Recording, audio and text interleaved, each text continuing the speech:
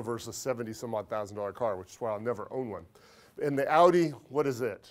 Depends on what you get in. Yeah, a station wagon-ish. 60? Ish. It's not a station wagon. Ish. You can get one, can't you? Anyway, an Audi Range Rover.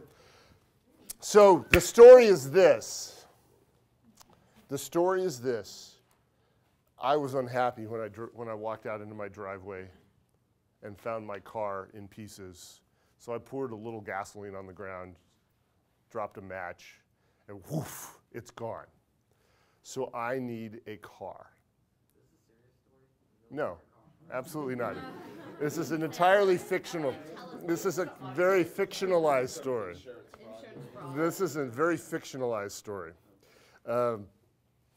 And so I need a car, and our choices are an Audi something or other. She's still deciding. And Audi Quattro. Oh, Audi Quattro. Oh, is that a? Oh, never mind.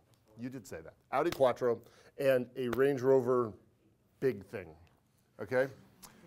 So we got small thing, big thing, and so what's relevant to my decision about what car I get? Purchase price. I don't want to think about it in terms of the purchase prices because unfortunately they are kind of different. Yeah, we're going to ignore all those kind of practical insurance costs, kind of that kind of stuff. Let's focus on the kind of the difference in price. What number is different? What number is relevant to my decision? And you'll have to describe the number. You won't be able to give me the number mathematically. What number is relevant to my decision about which car to get? Price of the Range Rover minus the price of the Audi? That's precisely correct. Price of the Range Rover minus the price of the Audi, okay? Because I don't have wheels here in America. You need wheels. And if I've limited my choices to those two vehicles, then the relevance of my decision is really, do I spend more for the more expensive one, or do I just get the less expensive one? So why would I get the Range Rover over the Audi? Yeah, because I really want it. It's four-wheel drive. Is the Quattro four-wheel drive? I know nothing about it. All-wheel drive. So it's, you know, so it would have features that I would, yeah, because I really need help in that regard. So it would make you, you would kind of look at those features like gas mileage, like those would come into play, but what you're thinking about is not the absolute value of those things, but the difference between the less expensive choice and the more expensive choice. And you choose the more expensive choice if and only if you think it's worth it. The additional benefits outweigh the additional costs, right? Okay, so let's change the story, and this becomes the real life version of the story, so that way, you know, you don't get mad at me. But I did own this car, and I did purchase a second car. I owned this Honda Civic, and I did purchase a second car, and I was making a decision between a Volkswagen station wagon and a BMW station wagon. So which one of those is more expensive? BMW was. Okay, and it was a fully loaded, in order to get the options I wanted, I had to get a fully loaded VW station wagon. And I was actually getting a bare bones, if I got one, I was gonna get a bare bones kind of a BMW station wagon.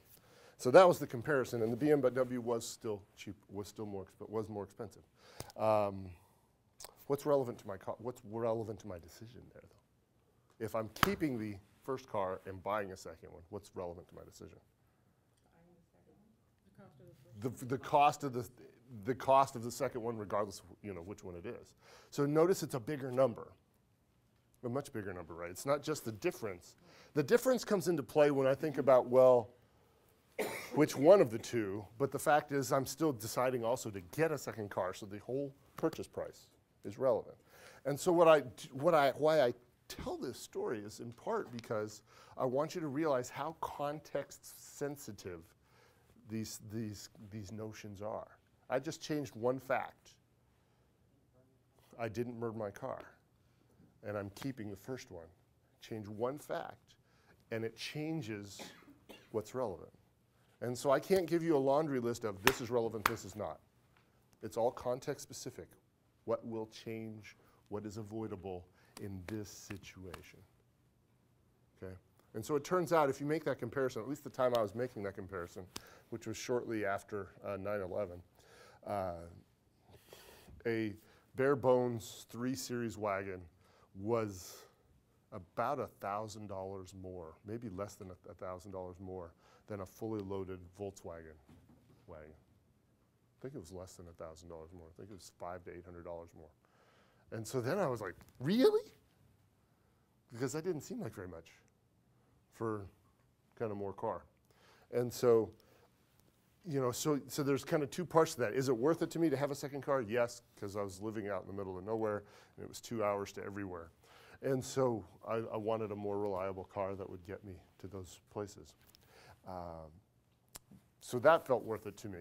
But then when you think about, so which one, you make that comparison between additional cost. Am I willing to spend $700 to have a BMW rather than a Volkswagen? You know, for me, I said yes.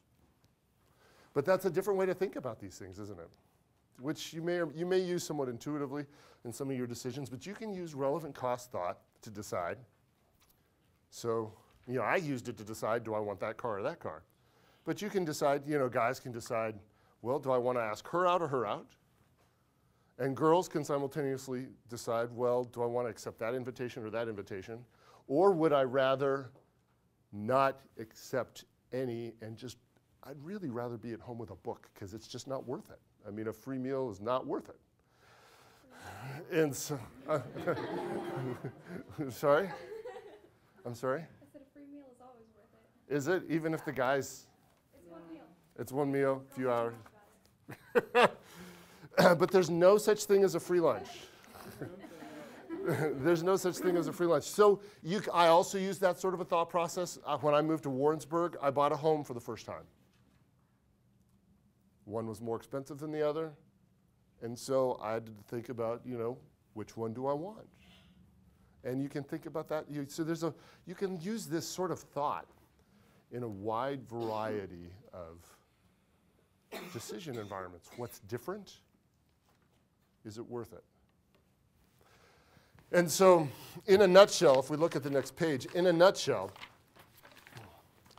we're going to compare benefits and costs. Okay, we're going to compare benefits and costs. And not all those benefits or costs will be numerical. They're not going to all be costs with dollar signs in front of them. Like, you know, real estate's all about location, location, location. You know, some of that's not determinable numerically with a dollar sign. That's determined, you know, looking around, who are your neighbors? How far are you from campus? You know, how far are you from the grocery store? That sort of thing. So, examples of decisions made using relevant cost thought, also on that page, 98. We'll see more of this list in a little bit. Questions, comments, concerns, random thoughts. Because so I've tried to, we've defined things, and I've also told you a couple of stories to try and help you realize that this is very, you know, what is relevant and what is not. These definitions are very context specific. You know, whether or not a cost is sunk is entirely dependent upon what point in time are you thinking about that money. Are you thinking about it, you know, the day before you spend it, or are you thinking about it the day after you spend it? Very different. And that could be just 2 days apart. So let's do Funk and Wagnall. What page is that on? Funk and Wagnall. Oh, we're past page 100. Page 107, rocking right along. We are 1/4 of the way through the handy handbook.